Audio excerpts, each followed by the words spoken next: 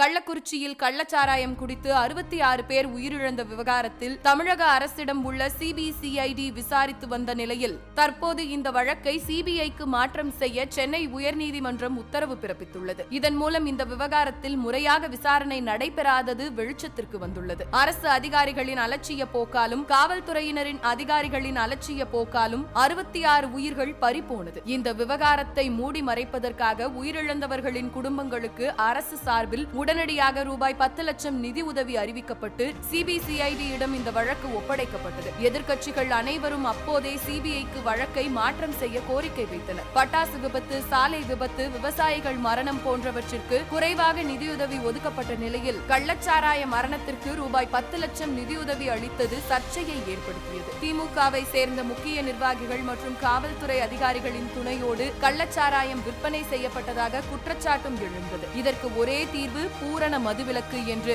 ஐயா ஓபிஎஸ் அவர்கள் அறிக்கை வெளியிட்டிருந்தார். சம்பவம் நடந்து 4 மாதங்கள் கடந்த நிலையில் சிபிசிஐடி சார்பில் விரிவான நடவடிக்கை எடுக்கவில்லை என கூறப்படுகிறது. மேலும் தவறு இழைத்த காவல்துறை அதிகாரிகள் மீது எடுக்கப்பட்ட நடவடிக்கையை திரும்ப பெற்றது தவறு எனவும் நீதிபதிகள் கருத்து தெரிவித்துள்ளனர். இதனை எதிர்த்து திமுக அரசு மேல்முறையீடு செய்து தவறுகளை மறைக்க நினைத்தாலும் உண்மை ஒரு நாள் வெளிச்சத்திற்கு வரும்.